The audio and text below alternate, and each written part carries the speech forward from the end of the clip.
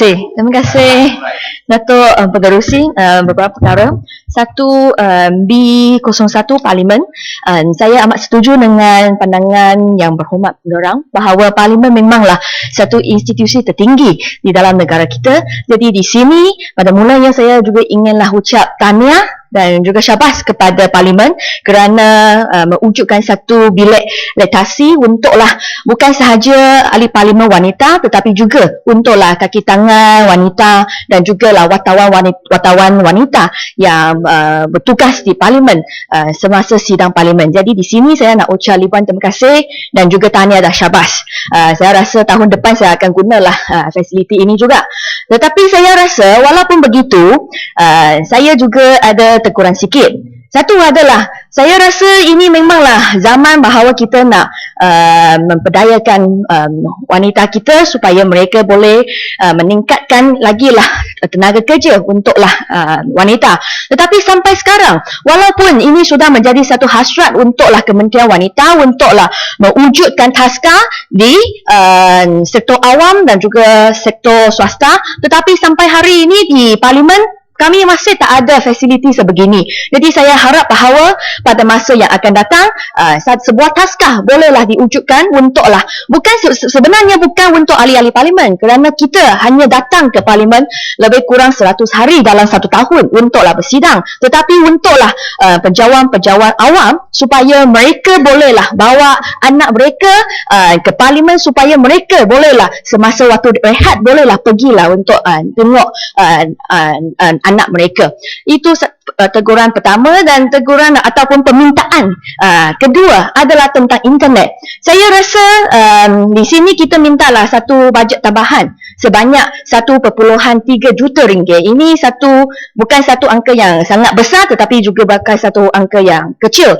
Tetapi saya rasa sejalah hari Isnin saya balik ke Parlimen ini, saya rasa internet atau wifi di Parlimen ini tak berapa stable lah. Saya rasa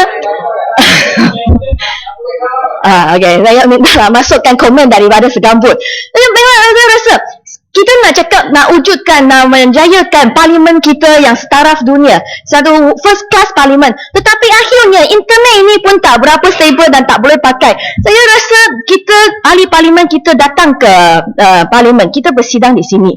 Kadang-kadang saya rasa minggu ini kita bersidang sampailah 5.30.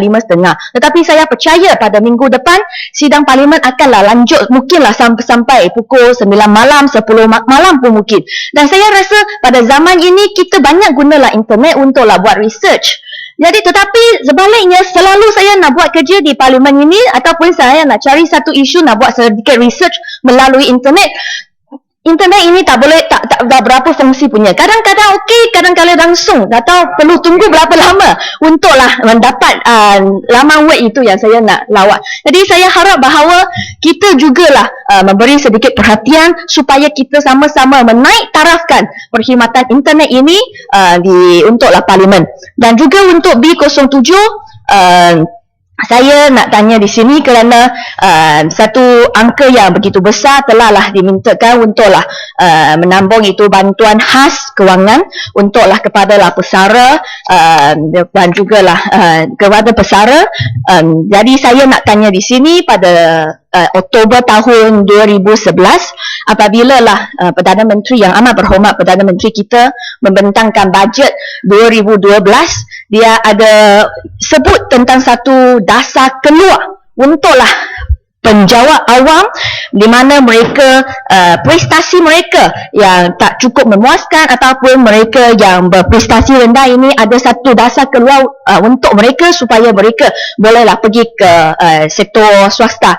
Jadi saya nak tanya sekarang sudahlah lebih dari 2 tahun sejaklah pengumuman oleh Yang Amat Berhormat Perdana Menteri ini. Saya nak tanya di sini berapa banyak ataupun berapa orang penjawat awam yang telahlah bersara ataupun keluar daripada sektor awam ini dan pergi ke sektor swasta ini di bawah dasar keluar ini. Kerana saya rasa kalau kita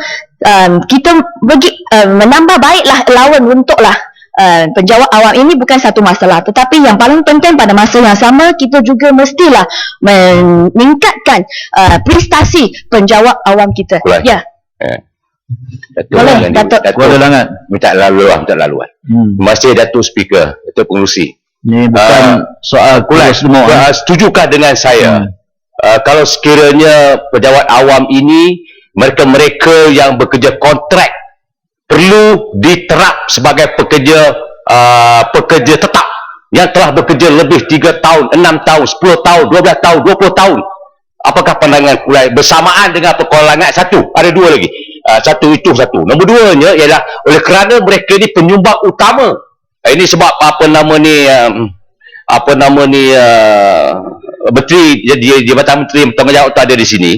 Jadi yang keduanya adalah dipanggil bonus. Setelah kita tengok pendapatan negara, tugas mereka sumbangkan kepada negara, meningkat prestasi pejabat awam dan memberikan pengiktirafan. Apakah Kulai bersetuju kalau mereka juga diberi bonus yang memberikan mereka motivasi supaya mereka lebih efisien, lebih berdaya saing ataupun meletakkan diri mereka dihargai? Sebab menteri ada sini saya cakap macam tu. Bagaimana Kulai punya pandangan dengan Kuala Langat ni? Saya amat setuju dengan pandangan yang amat berhormat yang berhormat Kuala Langat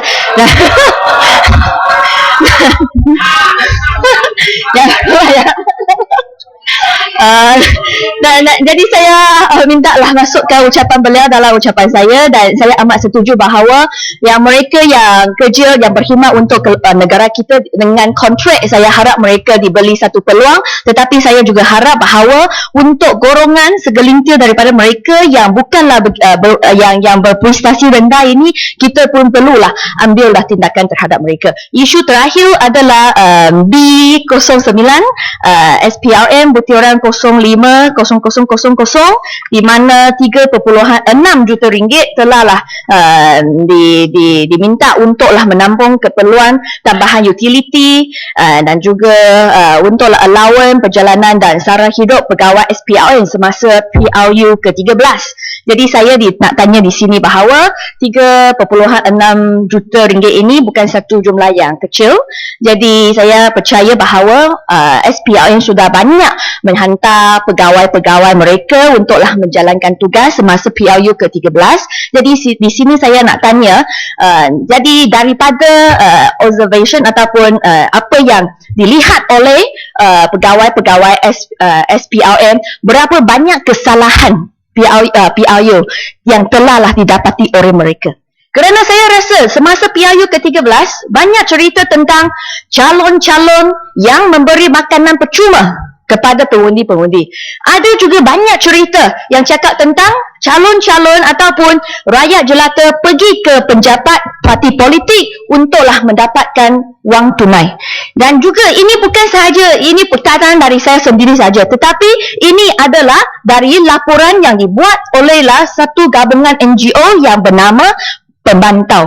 Dalam laporan ini mereka cakap MCA Subang Jaya semasa itu PRU ke-13 mengadakan jamuan makan malam percuma untuklah pengundi-pengundi.